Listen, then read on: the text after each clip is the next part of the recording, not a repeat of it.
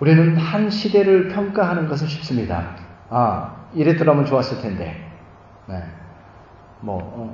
신탁통치가 이랬으면 좋았을 텐데. 누가 그때 대통령이 되었으면 좋았을 텐데. 시대를 평가하는 것은 쉽습니다. 그러나 그 시대를 감당하면서 살아가는 것은 어렵습니다. 그 시대가 이랬더라면 평가하기는 쉽지만 만약에 우리가 그 시대 속에서 살아서 무엇인가를 선택해야 된다고 할 때 그것은 참으로 어려운 일이 될 겁니다. 시대를 평가하는 것은 쉽지만 시대를 감당하는 것은 어렵다는 것입니다. 오늘 우리가 살아가고 있는 이 시대를 한번 생각해 보십시오. 그때와는 또 다른 차원에서의 어려움이 있습니다. 그때와는 비교할 수 없는 새로운 어려움이 우리 가운데 있는데 우리에게 중요한 것은 무엇입니까? 이 시대를 감당하는 것입니다. 이 시대를 어떻게 살아갈 것인가? 나중에 이렇게 저렇게 평가는 할 수 있겠지만 지금 우리에게 중요한 것은 바로 이 시대를 우리가 어떻게 살아갈 것인가 라고 하는 과제가 우리 모두에게 있다라고 하는 사실입니다. 우리 성경의 많은 이야기들 중에서 많은 사람들 가운데서 우리는 놀랍게도 성경의 많은 인물들이 그들이 살았던 그 시대를 극복하고 있다는 것을 알게 됩니다.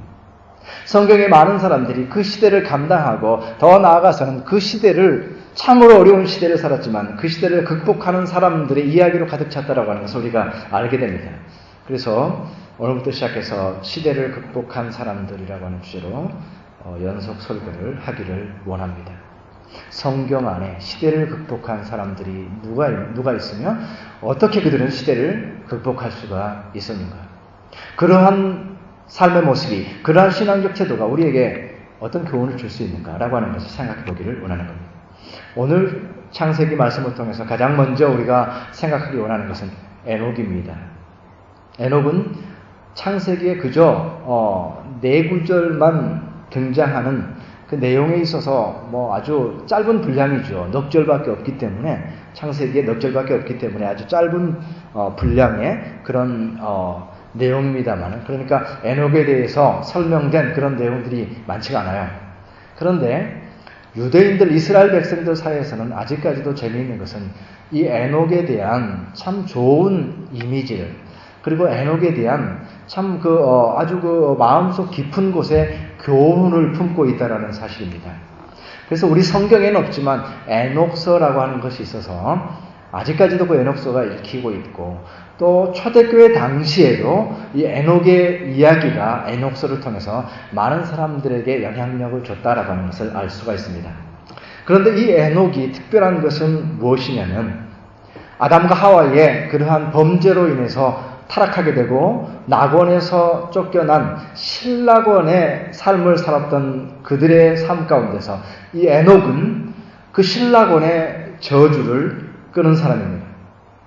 신락원의 저주로 인해서 끊임없이 인간 속에서는 죄가 난무하고 끊임없이 인간 속에서는 참으로 하나님의 뜻을 쫓지 않은 일들이 계속 반복되고 있을 때에 이 에녹은 그 시대의 흐름, 죄의 그러한 죄로 인하여서 그 시대가 오염되어지고 하나님의 뜻을 거스리고 하게 되는 그 시대의 흐름을 끊어낸 사람이다. 이것이 에녹의 특징입니다. 그렇기 때문에 그는 그 시대를 극복한 사람이죠.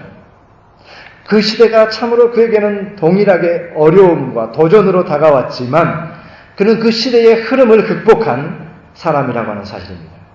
오늘 그 에녹의 삶이 본문 속에서 어떻게 표현되어 있습니까? 에녹이 하나님과 동행하였다라고 하는 것으로 표현되어 있습니다. 에녹은 하나님과 동행하였다. 이 말씀은 우리에게 중요한 의미를 갖습니다. 그리고 에녹을 떠오를 때에, 에녹을 생각할 때에 우리는 하나님과 동행한 에녹에 대해서 언제나 기억을 해야 되는 것입니다. 하나님과 동행했다라고 하는 것이 무슨 의미가 있을까? 하나님과 동행한다라고 하는 것이 어떤 신앙적인 교훈을 갖게 되는가라고 말할 때 하나님과 동행한다는 것은 먼저 하나님이 계시는, 하나님이 존재하시는 그러한 삶을 살았다. 그의 삶 속에서는 하나님이 계셨다라고 하는 것으로서 가장 그 의미를 생각할 수가 있습니다. 하나님과 동행했기 때문에 그의 삶 속에서는 언제나 하나님이 계신 삶이었습니다. 그동안 그가 살았던 그 삶의 모든 영역 속에서 하나님이 계시지 않은, 하나님 없다라고 하는 비신앙의 시대를 그가 극복하는 것입니다. 여러분, 우리가 이 시대를 생각할 때에 이 시대를 어떻게 표현할 수 있습니까? 비신앙의 시대라고 말할 수 있습니다. 불신의 시대라고 말할 수 있습니다. 이 시대는 자기 자신의 정체성을 어디에서 찾느냐? 하나님이 없다 함으로써 이 시대의 정체성을 찾습니다. 이 시대 가운데 이 에녹은 하나님이 계신 신앙의 삶을 사는 것입니다. 다시 말해서 우리는 이 에녹의 삶을 통해서 이 시대의 비신앙의 삶 속에서 신앙의 삶을 극복하는, 불신의 시대를 극복하는 신앙의 삶을 살아갈 수가 있게 되는 것입니다. 몇 년 전에 영국의 런던에서 그 버스에 우리가 광고 문구들을 이렇게 돈을 주면 버스에다가 광고를 게재할 수 있지 않습니까? 그 광고 문구 중에서 영국의 무신론자 학회에서 이런 광고를 버스에 내서 그게 참 뭐라고 할까요? 보도에 될 정도로, 보도가 될 정도로 그렇게 이제 그 논란이 된 그런 내용이 있었습니다. 무신론자들이니까 어떻게 광고 버스에다 써서 붙이고 다니면서 그 광고를 했느냐면은 아마도 하나님은 안 계신 것 같습니다. 그러니까 염려하지 말고 여러분의 삶을 즐기십시오. Enjoy your life 이렇게 되어 있는, 아마도 하나님께서 계시지 않은 것 같으니까 걱정하지 말고 인생을 즐기십시오 라고 하는 그 광고 문구가 런던 시내의 그 버스의 광고 문구가 되어서 전 런던 시내를 활보하고 다녔기 때문에 그것이 몇 년 전에 보도가 된 적이 있습니다. 아마도 하나님은 계시지 않은 것 같으니까 여러분 걱정하지 마시고 인생을 즐기십시오. 이것이 불신앙적 삶의 가치관이라고 말할 수 있겠죠. 여기서 인생을 즐긴다, enjoy your life라고 하는 것은 어떤 면에서는 좋은 말이잖아요. 인생을 즐긴다라고 하는 것은 좋은 말이죠. 근데 여기서 말하는 인생을 즐긴다라고 하는 것은 무엇입니까? 브레이크 없이 여러분의 욕망을 추구하십시오 라고 하는 말로 해석할 수가 있을 것입니다. 하나님께서 계시지 않기 때문에 하나님은 신경 쓰지 말고 여러분의 인생을 브레이크 없이 여러분의 욕망을 즐기십시오 라고 하는 것과 연결되어 있다라고 하는 사실입니다. 하나님이 없는 세상은, 하나님께서 계시지 않는 삶은 모든 것들이 다 무너진 삶이 될 수밖에 없는 것입니다. 도덕이 무너지게 되는 것이고요. 더 이상 자연의 이치라든지 자연의 순리라든지 인간의 가치라든지 인간의 양심이라든지 이 모든 것들이 무너져서 지켜낼 수가 없게 됩니다. 하나님만 없애면, 하나님의 존재만 부인하고 나면 인간은 온전히 자유로워진, 모든 것으로부터 자유로워져서 자기 자신의 욕망을 마음껏 추구해도 되는 그러한 존재가 되는 것입니다. 브레이크가 없는 욕망을 가지고 살아가게 되는 것입니다. 하나님만 없으면 모든 것이 가하다. 성경에도 그런 표현이 있죠. 모든 것이 가하지만 모든 것이 유익한 것은 아니다. 하나님이 없을 때에 우리 인간은 자유로워질 수 있습니다. 하나님이 안 계실 때에 인간은 보다도 자기 욕망에 충실하면서 살아갈 수가 있습니다. 그러나 모든 것이 가하지만 모든 것이 유익한 것이 아니다라고 하는 사실이죠. 그렇기 때문에 성경은 하나님 없는 삶을 뭐라고 표현하고 있습니까? 그 삶이 어리석은 삶이다라고 표현하고 있습니다. 하나님이 없는 삶, 그 삶은 자유로운 것 같지만 결국은 어리석은 삶의 결과를 가져오고 말 것이다. 인류가 하나님을 없애고 하나님을 죽이고 나면 인류에게는 어떠한 일이 일어날 것인가? 그것은 감당할 수 없는 일들이 우리 가운데 일어날 것이다. 그렇기 때문에 그것은 어리석은 일이다라고 분명하게 얘기하고 있는 것입니다. 하나님이 없는 삶, 그것은 어리석은 삶입니다. 나의 욕망을 위해서 하나님을 없애는 삶을 그렇기 때문에 살아가는 삶이 아니라 우리는 끊임없이 신자로서 나를 둘러싼 모든 것 가운데서 우리가 경험하는 모든 역사 속에서 우리는 하나님을 찾아내는 하나님의 존재를 증명하는 삶을 살아야 됩니다. 우리를 둘러싼 모든 것으로부터, 이 세상의 자연으로부터, 우리 주위에 있는 인간들로부터, 인간의 역사로부터, 나 자신으로부터 우리는 하나님을 찾아내야 됩니다. 하나님이 존재하시는 삶을 살아내야 됩니다. 비록 그것이 우리 가운데 때로는 우리의 삶을 마음껏 추구하지 못하게 하는 것이 된다 할지라도 우리는 그것이 참된 지혜인 것을 알고 하나님이 계신 삶을 찾아내야 된다는 사실입니다. 그 하나님께서 함께 하시는 삶을 산다. 그래서 하나님과 동행하게 된다라고 하는 우리가 이 에녹의 표현을 통해서 더욱 우리가 알 수 있는 것은 에녹에게는 가야 할 길이 있었다라고 하는 사실을 알게 됩니다. 에녹에게는 그가 가야 할 길이 정해져 있었습니다. 우리가 살아가는 데에는 많은 길들이 있습니다. 이런 길도 있고 저런 길도 있습니다. 많은 길들이 있어서 어쩌면 우리에게는 혼란을 주죠. 어떤 길을 쫓아가야 될지 우리에게는 혼란이 됩니다. 그런데 우리의 삶이라고 하는 것은 언제나 선택이지요. 우리의 삶이라고 하는 것은 언제나 선택이고 선택이라고 하는 것은 참으로 중요합니다. 그래서 선택의 기술이라고 하는 그런 책에서 보게 되면은 어떻게 규명을 하고 있냐면은 우리의 모든 삶은 선택의 연속이다 라고 표현하고 있습니다. 그리고 우리가 이제 주목하게 되는 것은 중대한 선택, 우리 삶에서 이거는 참 중요하고 결정적이다, 이 선택에 대해서 생각을 많이 하게 되는데 어떻게 표현하냐면은 그 중대한 선택이라고 하는 것은 사실은 작은 선택들의 연속이다, 작은 선택들의 연장선에 있다, 이렇게 표현을 합니다.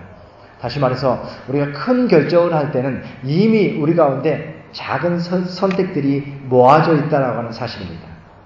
그러니까 작은 선택들이 모아져서 큰 결정을 하게 된다. 그만큼 우리는 우리가 가야 할 길을 선택하는 것이죠. 그만큼 우리는 우리의 삶의 길을 날마다 선택하면서 살아가고 있습니다. 그래서 만약에 우리가 이제 카자흐스탄에서 살아가겠다라고 그렇게 결정을 하게 될 때 그냥 대뜸 나는 오늘부터 카자흐스탄에 살 거야 그렇게 결정하진 않잖아요. 내 고국을 떠나서 한번 다른 나라에서 한번 살아볼까? 라고 하는 어떤 그런 작은 결정부터 생각을 하게 되는 거죠. 한번 그 나라에 대해서 한번 알아볼까? 연구를 해볼까? 그러다가 한번 그 나라에 한번 가볼까? 그런 결정들이 나중에는 어떻습니까? 여기서 살자. 더 나아가서는 여기에 뼈를 묻자. 이렇게까지 될 수가 있는 것이죠. 다시 말해서 우리의 삶 속에서 중요한 결정이라고 하는 것은 언제나 이 작은 결정들이 모아져서 중대한 결정을 하게 된다. 이게 이제 선택의 기술자는 책에서 나오는 것입니다.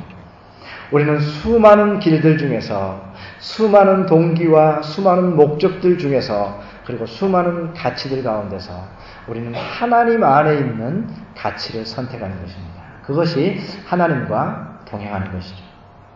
우리가 하나님과 동행하지 않고 나름대로의 길을 간다고 한다면 우리가 모든 길을 선택하는 데 있어서 나의 선택이 있을 뿐입니다. 그러나 하나님과 동행한다라고 하는 삶은 모든 선택들 가운데 하나님의 편에서 하나님의 길을, 하나님의 가치를 선택하는 것입니다. 이것이 하나님과 동행하는 것입니다.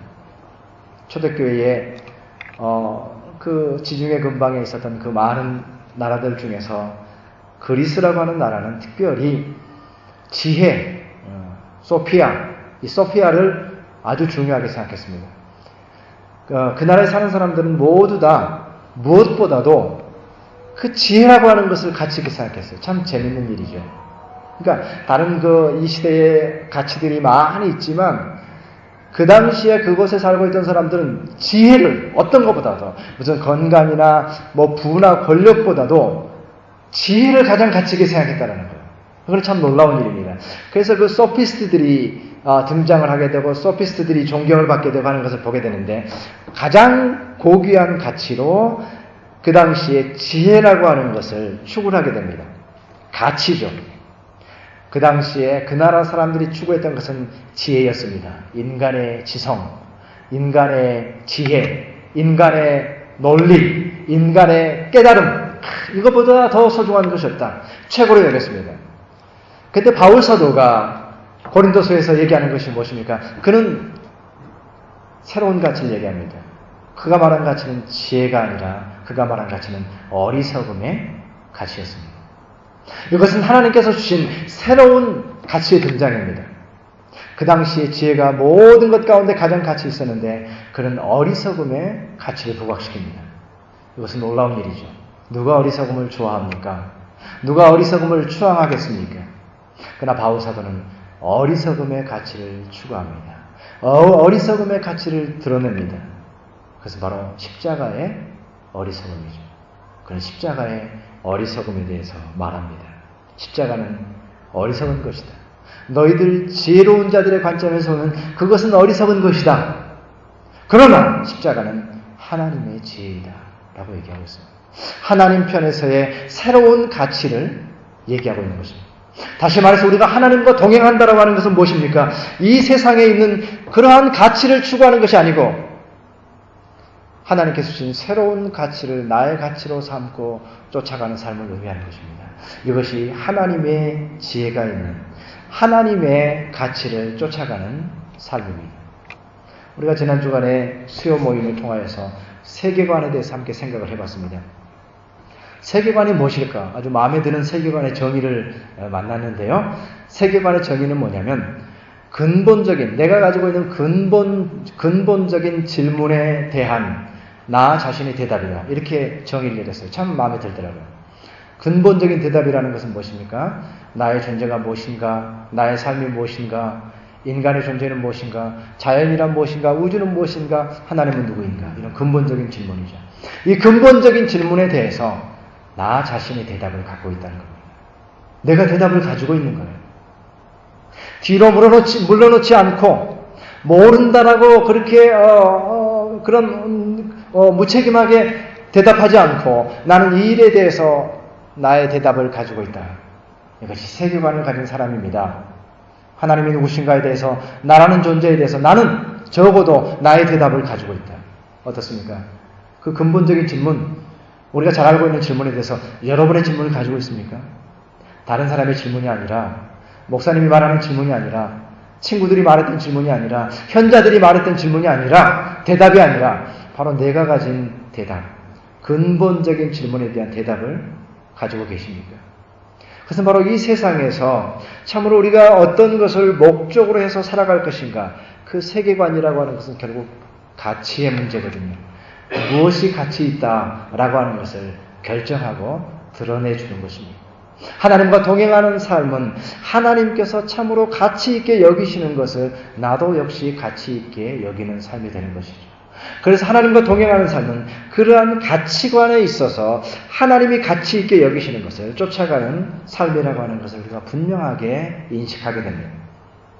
그 가치를 인식하지 않으면 살 수 없는 삶이 있는 것이죠. 그 가치를 인식하지 않으면 이 세상에서 웃음거리가 될 수밖에 없는 삶이 있는 것이죠. 그러나 하나님께서 말씀하신 그 가치를 알 때에만 신자에게는 설명이 될 수 있는 것들이 있습니다. 그 가치를 알 때에만 우리가 걸어갈 수 있는 길이 있다라는 사실이죠. 저는 이번 주부터 저희가 이제 성경 완독을 시작하잖아요. 그래서 지난 한 주간 동안 우리가 이제 일주일씩 나눠서 성경을 읽게 되는데 지난 한 주간 동안 제가 그러니까 다음 주에 읽게 될 창세기 출애굽기 제가 일정표를 나눠드렸는데 그 일정표에 맞춰서 창세기 출애굽기를 한 주간 동안 읽어봤습니다. 창세기 출애굽기가 분량이 꽤 돼요. 그리고 우리의 일상이라고 하는 것이 늘 바쁘잖아요. 뭐 여유있게 앉아있는 그런 시간들이 없고 그런 과정 속에서 우리가 하나님 말씀을 읽는다라고 하는 것이 그렇게 쉬운 일이 아니더라고요. 하나님 말씀을 읽는다라고 하는 것이 그게 쉬운 일이 아니고 또한 어떤 것을 포기해야 되는 일이 되는 거예요. 내가 나에게 익숙한 삶을 포기하지 않으면 하나님의 말씀을 읽는 삶을 살 수가 없어요. 내 삶 속에서 반드시 필요한 것 또는 내 삶 속에서 정말 재미있는 것 이런 것들을 내려놔야만 살 수 있는 삶이에요. 그러니까 대표적인 걸로 얘기를 하자면은 스마트폰이에요. 내가 내 스마트폰을 내 손에서 내려놔야 말씀을 들고서 읽을 수가 있는 거예요. 여러분 어떻게 생각하십니까? 쉬운 문제가 아니겠죠. 스마트폰을 일정 시간 내려놔야, 몇 시간 내려놔야 그 말씀을 다 읽을 수가 있어요. 스마트폰이 가지고 있는 이 시대에 우리에게 주는 가치는 뭡니까? 그것은 두 가지로 대표적으로 얘기할 수가 있어요. 하나는 재미라는 것이고 하나는 필요라는 거예요. 그건 너무나도 우리에게 필요한 거예요. 그리고 재밌는 거예요. 이게 없으면 재미가 없어져. 이게 없으면 내가 할 일을 못해. 나한테 너무나도 필요한 게 스마트폰이에요. 그런데 이 두 가지의 가치가 있는 것을 내려놓고 말씀을 읽을 수 있을 것인가? 이것은 가치의 문제입니다. 이것은 가치의 선택의 문제입니다. 어떻게 보면은 밋밋한 말씀, 어떻게 보면 참 재미없는 말씀, 이 세상에 정말 재미있는 새로운 뉴스들이 너무나도 쏟아지는 그 관심 있는 이야기들이 너무나도 많은 것 가운데서, 클릭할 것들이 너무 많은 것 가운데서 성경의 얘기라고 하는 것은 우리에게는 밋밋한 것이 될 수밖에 없습니다. 재미와 필요라는 차원에서 본다고 한다면 그것을 선택하지 못한다는 거죠. 그러나 가치라는 차원에서 접근하면 우리는 하나님의 말씀을 선택하게 되는 것입니다. 이 에녹이 하나님과 동행하였다라고 할 때의 그 의미는 바로 그 가치를 선택했다라고 하는 것이죠. 이 세상의 가치가 아니라 하나님께서 가치 있다고 말씀하시는 그 하나님의 가치를 추구하고 선택했다라는 의미가 되는 것입니다. 바로 에녹은 그러한 시대, 참으로 세상적 가치가 아니라 하나님의 가치를 선택한 사람이었습니다. 그 가치를 선택했기 때문에 어떻습니까? 그 가치를 선택한다라고 하는 것은 결국 그 동행이라고 하는 것은 그 어원으로 본다면은 할락, 이거는 걸음이라는 뜻입니다. 발걸음. 동행이라고 하는 말 속에 반드시 포함되어 있는 것은 한 발자국 한 발자국 우리의 삶의 일상이 포함되어 있는 것. 하나님과 동행한다라고 하는 것은 결국 우리가 날마다 살아가는 우리의 삶 속에서 우리가 어떻게 살아갈 것인가라고 하는 우리의 발걸음에 대한 얘기입니다. 다시 말해서 그것은 어떤 추상적인 가치와 가치관과 그림을 그리는 것이 아닙니다. 그것은 구체적인 것이며 그것은 우리의 할라크, 다시 말해서 우리의 발걸음과 관련된 것입니다. 하나님과 동행한 에녹의 삶은 그의 삶의 구체적인 발걸음에서 그의 삶에서 마땅히 행할 바를 행하는 삶이었습니다. 마땅히 실천할 바를 실천하는 삶이었습니다. 그런 면에서 우리는 이 시대를 어떻게 규정할 수 있습니까? 이 시대는 약속을 지키지 않은 시대다라고 규정할 수가 있습니다. 이 세상은 어떻습니까? 많은 것들을 우리에게 약속하지만 결국 우리에게 약속을 지키지는 않습니다. 만약에 이 세상이 말하는 그대로, 이 세상의 지도자들이 약속한 그대로 된다고 한다면 그것은 참으로 완전하고 아름다운 세상이 될 것입니다. 그러나 이 세상은 우리에게 말한 것을 그대로 지키지 않습니다. 이 세상의 무기력은 무엇인가? 그가 말한 것을 지키지 않는다는 데 있습니다. 이 세상이 약속한 것을 지키지 않는다는 데 있습니다. 그래서 요즘에 옛날에 나왔던 그 동화 중에서 그 문화적으로 자꾸 다시 얘기되는 내용의 얘기가 있습니다. 그것은 뭐냐면 피리 부는 사나이라고 하는 그러한 그 이야기입니다. 피리 부는 사나이가 누굽니까? 어떤 마을의 공동체, 어떤 시에 너무나도 쥐가 많아서 이 쥐들 때문에 고양이들이 잡혀먹인 그런 상황이에요. 근데 이 피리 부는 사나이가 와서 그 시의 지도자들하고 약속을 하게 됩니다. 만약에 이 도시에 있는 모든 쥐들을 내가 다 쫓아내면 당신이 이런 일들을 약속해 주십시오 라고 할 때에 이 도시의 지도자들과 도시의 사람들은 너무나도 이 쥐가 참 힘들었기 때문에 기꺼이 약속을 했습니다. 모든 약속을 다 들어주겠다. 그와 약속한 것이죠. 그래서 이 피리 부는 사나이가 어떻게 합니까? 자기가 피를 불어서 모든 쥐들을 다 바닷속에 물에 빠뜨려 다 죽게 만듭니다. 그 약속을, 피리 부는 사나이는 약속을 지킨 것이죠. 그런데 어떻습니까? 그 도시와 그 도시의 사람들은 그 피리 부는 사람에게 약속을 지키지 않게 된 겁니다. 이것이 의미하는 바, 이것을 사회 정치적으로 해석하기도 하고 문화적으로 해석하게 되는데 오늘날의 시대를 빗대는데 이 얘기가 다시 사용되고 있습니다. 다시 말해서 오늘날의 이 시대는 수많은 청사진들을 우리에게 주고는 있지만 그러나 그것이 지켜지지 않는 시대이다. 오늘날의 시대는 인간이 가장 존귀하다고 말하고 있지만 결코 인간이 존귀하지 않다. 오늘날 시대는 참으로 아름다운 인간의 공동체가 되고 있다고 말하지만 우리의 삶은 이제는 미래를 향해서 한없이 참으로 긍정적이고 한없이 가장 좋은 미래를 향해서 나아가고 있다라고 말하고 있지만 우리의 현실을 봐라. 우리의 현실은 썩어져 가고 있고 우리의 현실은 죽어가고 있고 우리의 현실은 앞을 알 수 없는 무지로 가득 차 있다. 이것이 우리의 현실이다. 이 세상이 약속하는 약속을 믿지 말아라라고 얘기하고 있는 것입니다. 에녹은 그러한 시대를 향하여서 약속을 지키지 않는 이 시대를 향하여서 이 시대를 극복한 사람입니다. 그는 하나님과 동행하는 삶을 통하여서 그가 마땅히 살아가야 될 삶을 살아가는 것입니다. 그가 그리스도인으로서 신자로서 마땅히 살아가야 될 하나님과 동행하는 하나님의 가치관을 가진 자로서 마땅히 살아가야 될 그 삶을 그의 발걸음 속에서 그의 한라크 속에서 지켜낸 사람입니다. 그렇기 때문에 그는 이 시대를 극복한 신자가 되는 것입니다. 여러분, 우리는 참으로 이 시대 가운데서 어떠한 신자가 요구되고 있는지 잘 알고 있습니다. 우리가 알고 있는 것을, 우리가 이미 알고 있는 것을 행하는 자가 되어야 되는 것이죠. 우리 신자에게 요구되는 것이 무엇입니까?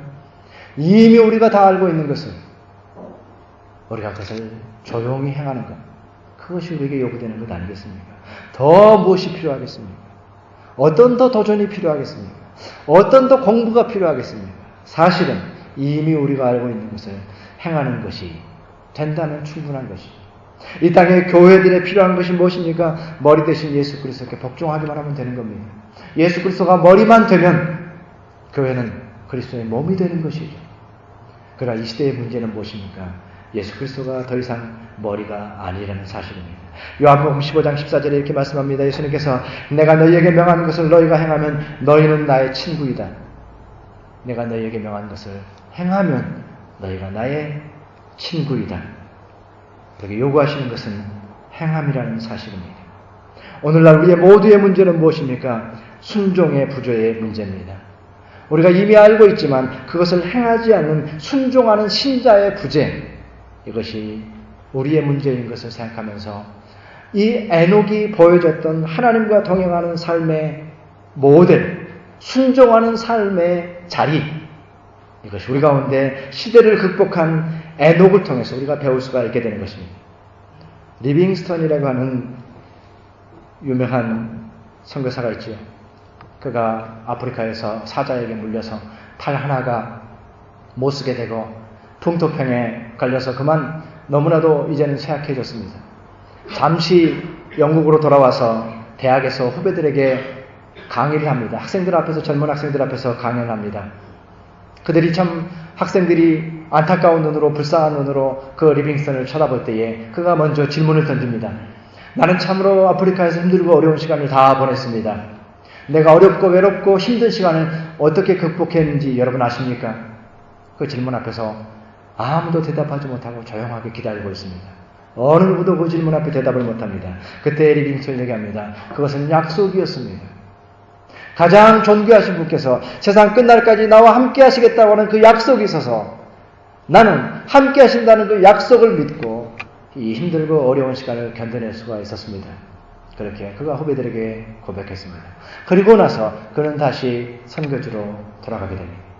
그리고 돌아가서 만 60세가 되는 해에 그 선교지에서 침상에서 기도하는 모습으로 생명을 마치게 되죠. 그가 떠나가던 그 해에 그가 마지막 썼던 일기의 마지막 페이지, 그것은 그의 생일날, 그의 마지막 생일날 그가 적은 것입니다. 3월 19일, 오늘은 나의 생일이다. 오 나의 주님이시여 예수 그리스도시여, 오늘 나는 다시 당신께 나의 모든 것을 바칩니다. 이 마지막 한 줄의 일기를 남기고 그는 세상을 떠나갔습니다. 참으로 이 시대 가운데 하나님이 주신 가치를 쫓아간다라고 하는 우리 모두가, 하나님의 동행하심을 믿는다라고 하는 우리 모두가 그 믿음을 가지고 그 가치관을 가지고 살아갈 때에 우리가 살아가는 그 삶은 참으로 순종하는 삶인 것입니다. 주님께서 원하시는 그 길을 기꺼이 감당할 수 있는 그러한 삶을 살아가는 것입니다. 에녹처럼 자기 자신과 자기 자신의 시대를 극복한 그러한 삶을 우리에게 살기를 도전하고 계시는 것입니다. 하나님과 동행하는 삶. 하나님 주신 가치를 이루어내고 끝까지 순종하는 삶. 하나님과 동행하였다. 그의 발걸음이었고 그의 한라크였고 하루하루의 삶이었습니다. 저는 저 자신을 위하여 기도할 때 늘 빼놓지 않고 기도하는 기도가 있습니다. 그것은 저 자신이 하나님과 동행하는 삶을 살기를 원합니다. 이 기도입니다. 저는 여러 성도님들을 위해서 기도할 때, 여러 성도님들을 위해서 기도할 때도 동일하게 빼놓지 않는 기도가 있습니다.